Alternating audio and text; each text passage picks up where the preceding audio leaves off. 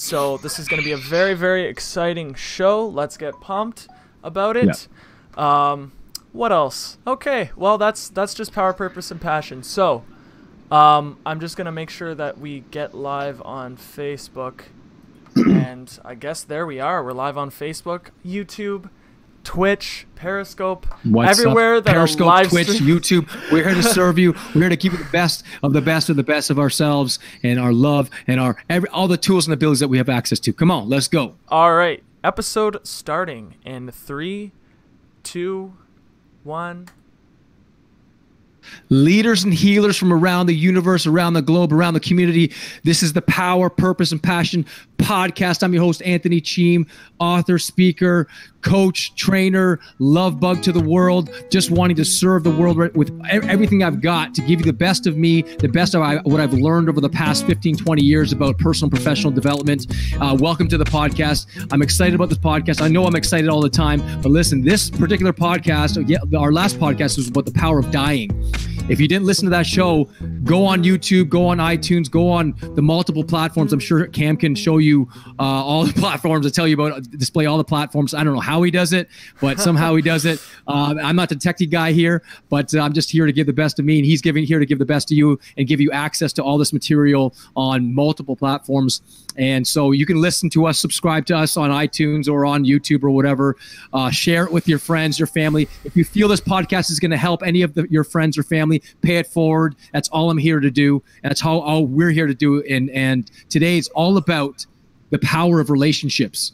And let me tell you something. I was just telling Cam that if you want to build a legacy that's strong and long and literally infinitely wise and remembered, your legacy will live in and through the relationships you have built. And one of my clients who's a CEO of a very, very, very successful corporation, I remember him saying this to me a long time ago: be nice to the people on the way up because you're going to meet them on the way down. So be kind to the people around you. Let me tell you something. The kinder you are to other people, I think it was Maya Angelou that said something along lines, people won't remember what you do or what you say, but they will remember how you made them feel. So make people feel good about who you are, that your name is synonymous with integrity. Your name is synonymous with love. Your name is synonymous with strength and courage and someone that they can trust. The more that people can trust you, the more they will follow you. So build those strong relationships and you will have a legendary life, a legendary legacy, and you will experience legendary love. How's it going, Cam? What's going on over there in Chatham? In Chatham, I seem to be crying, actually. I cry when I yawn. But a lot of good things, man. Like, I had a good weekend of relaxation. I know we had that podcast about sleep and rest and all of that, and I guess I took my own advice there for a moment, so that was really nice. Had to do it for sure, and I came back fresh and ready. And I think, I know myself in that sense now. Short bursts are the way that I work, going crazy for like 5 days straight, and then taking a couple days off, and then going crazy again. The flow is different for everybody. So I guess we're gonna talk about self-awareness. We're gonna talk about so many things on this show. It's ridiculous. I'm excited for it. But when it comes to the power of relationships, man, did I ever learn a valuable lesson this weekend when it comes to that, because I think it's one of the most important things, if not the most important thing, because it doesn't matter what you're doing in life. Other people are necessary, not in your success or whatever, but even just in your fulfillment or your enjoyment or in sharing and everything. And I guess this weekend I focused on human connection. I focused on just being around people, talking to people. And there are people in my life, and I'm sure we've all experienced this, where they don't like you. And that's okay. And that's okay. Yeah, and that's okay. And for a bit, it upset me, right? Like, obviously, I want everybody to like me. Who doesn't? Who doesn't want everybody to like them? But then I learned a valuable lesson so I was hanging out with somebody that I do like, somebody that likes me, and we're friends, and it works. And I was then in the middle of that focusing on people who don't like me, and I was like, you know what? I really appreciate the fact that you're my friend, that you accept me and believe in me and listen, and that we have this give and take relationship where we are just like there for each other. And it was honestly the first time in a long time that I've sat down and actually said thank you openly to that person. And basically, long story short, if people don't like you, magnify your focus of people who do and take action on it. Either thank them, hang out with them, like do stuff with them. Just magnify the focus of the people who do love you, and that whole, crowd of people that don't, or even if it's just one or two people who don't like you and that upsets you, it'll outweigh all of that. So that's what I learned this weekend. Anyways, go ahead. The one thing I'm going to tell you, it was so profound for what you just said, is that, you don't go into any relationship, intimate or a friend or whatever it is that you're getting into. You don't go into a relationship to get. You go into a relationship to give. I often tell, one of my favorite lines I tell all my clients, my life coaching clients, young boys, young girls, from across the board, whether you're young, old, girl, boy, doesn't matter. The point is that the best way to make friends is to be one. Be a friend. Zig Ziglar said that a long time ago. And he said, if you go out looking for friends, there's going to be very little of them around. But you go out being a friend, serving people first. As Jesus said, those who will be first will be last, and those who will be last will be first. The greatest among you is servant to all. Figure out what people want and what they need. Give it to them and do it genuinely and authentically. And your name will be synonymous with legendary status. Not to say that's your ultimate goal, but the point is that when it comes to relationships, nurture those relationships daily. Make more deposits than withdrawals. Don't judge your day or your relationships by the harvest that you reap, but by the seeds that you plant on a daily basis. I am always saying I love you to my children. Probably, no joke, no hyperbole whatsoever. Probably about 50 times a day. And I'm hugging them and kissing them. I'm telling my wife, I'm texting her today, I was just thinking about you. It took me 10 seconds to write this and say, hey, I was thinking about you, sweetheart. I love you, honey. Hope you have a great day. What do you think how do you think her next 5 minutes are going to be? Just knowing that text came through. In fact, how many people out there that are watching this, when they get a text, they get kind of excited? You know why people get excited? It's because someone was thinking about you. Someone was like, oh, someone does that. And you get that little did, and you're like, oh, you look at your phone. And even if it's just a, hey, how's it going? Someone was thinking about you. So we all walk around this planet with this little thing on our head. It's invisible that says, make me feel important. Make other people feel important. One of the ways, the strategies I'm going to teach you now is something called the 5 love languages. I learned this probably about 20 years ago, not 20, 15 years ago. And it was all about speaking other people's language. And by the way, whose rules do we use to make other people feel loved? Our own or others? We usually use our own, right? So if we see the world through the filter of my love language personally is words of affirmation and physical touch, I see the world through words of affirmation and physical touch. So I automatically think, without any awareness, a long time ago, I thought, hey, everyone, I'll just tell everyone that they're beautiful, everyone that they're great. I'll give him hugs, I'll pat him on the back, whatever it is. But there's 3 other love languages that people have, and those are gift giving, acts of service, and quality time. Now, my wife's by far is quality time, without a doubt. She's told me that. She doesn't really need to tell me that. I just know that quality time is so important to her. And as an example, because I see the world through the filter of physical touch and words of affirmation, and I told my wife she was beautiful, she's the greatest mother of all time, all these great things, and I hugged her, kissed her, cuddled with her, all these things, but I never spent that real, present, raw, present moment time with her. Would she feel loved? And the answer is no, at the deepest level, at the deepest core. Now, reverse that for a second. If, for example, because she's seeing her world through the filter of quality time, if she spent quality time but never told me that I was doing a good job, never told me that I was a great husband, never told me, I love you, and looked into my eyes and gave me a hug after, or give me a kiss, or whatever it is, would I feel loved? And the answer is no. We've actually had this conversation before. Her and I. And because we had this conversation, we were able to meet each other's needs with greater depth. And what am I getting at? I know I'm aging myself here, but the movie Ghost. Remember the movie Ghost? Have you seen that movie Ghost with Patrick Swayze and Demi Moore?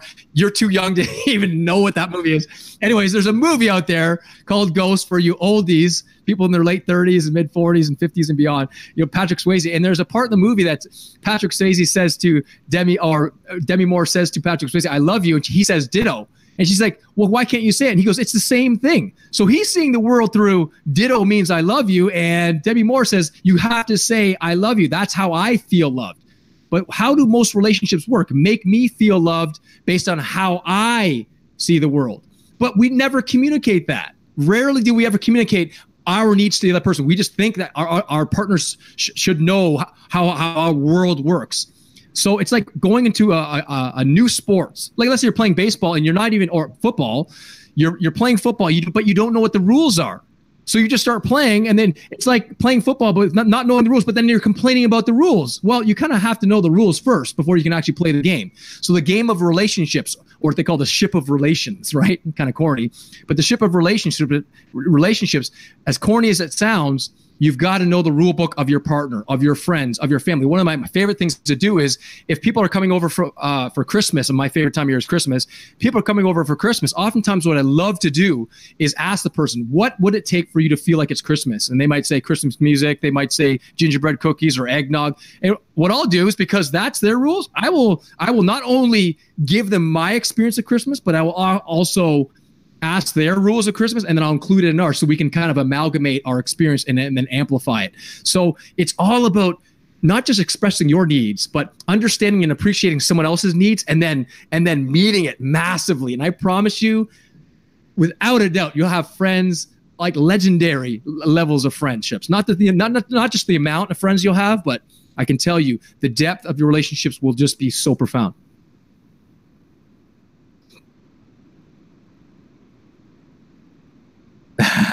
Yeah, for sure. What's up?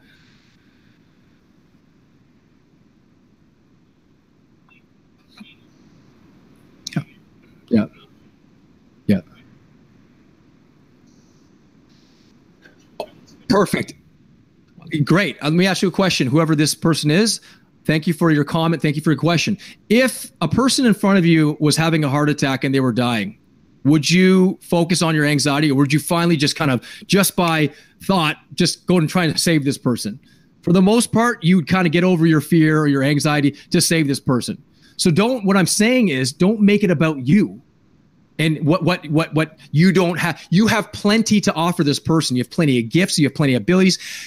In fact, one of the best ways to actually overcome that is actually ask questions.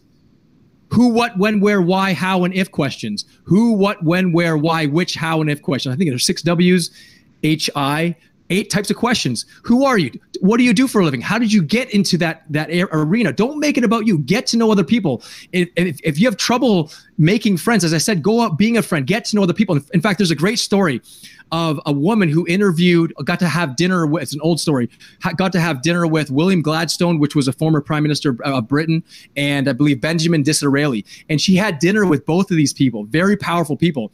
And after having dinner with William Gladstone, they asked her, like, what do you think of him? And she said, I after having a conversation with him, I'm convinced that he's the smartest, most profound and wise person that I know.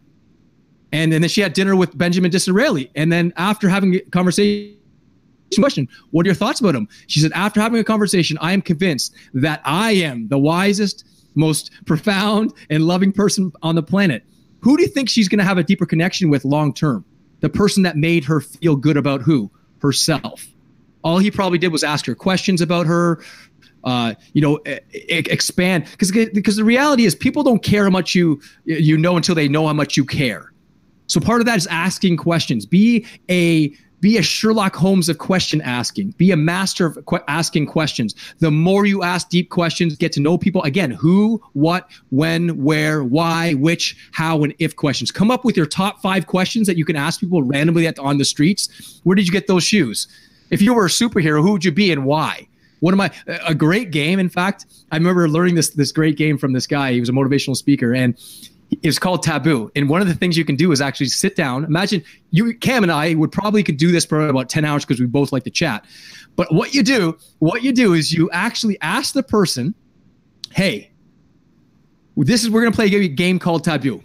I'm going to ask you a question. Nothing's taboo, and you're going to answer it. If you don't like the question or you don't feel comfortable with answering the question, just say pass, and then I ask you another question. Once you're finished asking the question, it's now Cam's turn to ask me a question. And then if I don't not feel comfortable with the question, then I say pass, and you go back and forth, back and forth. And I can tell you, I've done this with people. You can have hours and hours and hours of fun just getting to know someone just by what? Asking questions about who, taking the focus off of yourself and on to the person you're talking with. As soon as you wouldn't believe, the anxiety will just dissipate because the focus will be on who? The other person. And once you leave that conversation, the more you take an honest, genuine, authentic interest in the other person, that person's going to walk away and go, I really like that person. He was asking good questions. He was actually listening to me. I tell you, you're going to be legendary. So just get good at asking quality questions.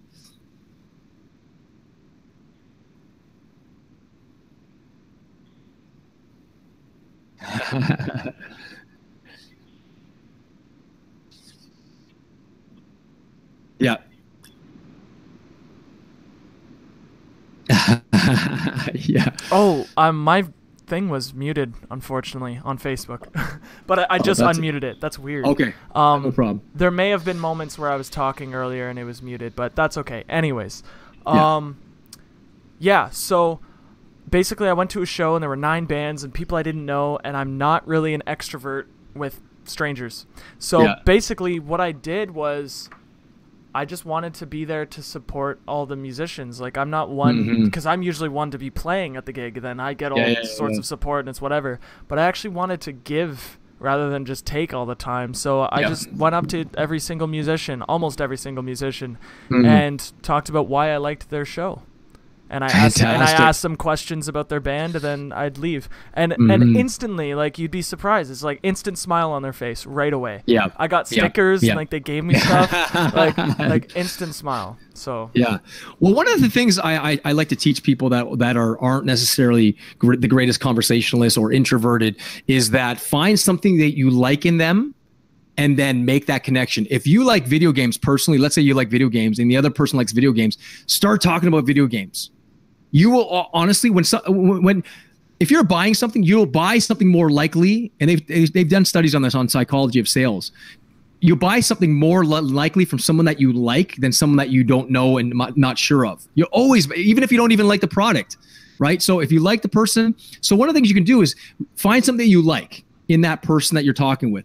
If it's music or if it's cars or whatever it is, and talk about it. Even if you don't like it, take a genuine interest. Tell me more about that. Tell me more about that. You'll learn something. You will get the excitement out of that person. Guess what? Because they're emotionally charged, they'll associate your name with that emotional charge. It'll become an anchor for who you are, because they'll go, wow, this guy's cool. I like to talk to this person, because in reality, you're not doing the talking. They're the ones doing the talking. You're doing the listen. I remember a great professor of communication did this great to test with people in his classroom, and he asked the audience, "What is the key to communication? Here's the number one secret. Are you ready?" And this one kid said, "Yeah, tell us." And he says, "Are you ready?" And the student says, "Yeah, well, I'm ready." And here's what the professor did. You ready for it, there, Cam? Yeah. And then the student said, "I'm listening," and the professor went, "Exactly, I'm listening." Taking a genuine interest in opening your ears, opening your mind, opening your heart, fully present with that person. I'm telling you, there's no greater love that you can give someone than to be fully present with that person, mind, body, and soul. So listen, use your mind, use your heart, use your ears. You know, there's a joke that says a way to a man's heart is through his stomach. A way to a woman's heart is through her ear. Not through her ear, through your own ear. So give them, I would add to that, your heart and your mind and your ear, all encompassed, all embodied in one. Awesome. I think that's a good episode. Good. Quick one. Man, as well, yeah. if there's any resources I would recommend to people who are looking to take their relationships to the next level and be that person who doesn't have as much fear. How to Win Friends and Influence People, that book. Oh, if you that just is a legend. It's a legendary book. You've probably heard of it. But yeah, that would be the one that I would recommend the most when in this area. For sure. Yes, definitely. And The 5 Love Languages by Gary Chapman as well. So if you have a chance to read that book, get to know yourself. And then, you know, as the Tao Te Ching says, those who study others are wise. Those who study themselves are enlightened. So get to know yourself, what drives you, what things that enlighten you and enrich your life. And then you'll be able to understand other people better. You'll have a deeper appreciation for other people as well. Okay. So thank you for joining. Awesome. Great episode. Awesome podcast. Go ahead and give her an outro and let's go. Yep. Hey, listen, guys, thank you for joining. If you want to subscribe to the podcast, there's many platforms: YouTube, iTunes, and Spotify, I think, and all these other places. I think SoundCloud. I'm pretty sure, right, Cam? Yes, is that correct? yes. Yeah, there's all these platforms to subscribe. We're going to be doing this every day, Monday to Friday, starting actually, we're doing it this week, but kind of sporadically throughout the day. But next week, it's going to be 2:00, Monday to Friday. So stay tuned for the live episodes, as well as YouTube. Subscribe for YouTube, all these things, and then share it with your friends. All I want to do is share everything I've learned for the past 15 years in the self-improvement area. Just give you an idea, I've spent tens of thousands of dollars on this stuff, not to impress you about how great I am, but only because I want to better myself so that I can be of greater service to people. I literally speak from my heart. This is unscripted. I just want to give my all to this world. So listen, to your continued upgrade and evolution, live it up with power, purpose, and passion. I love you guys.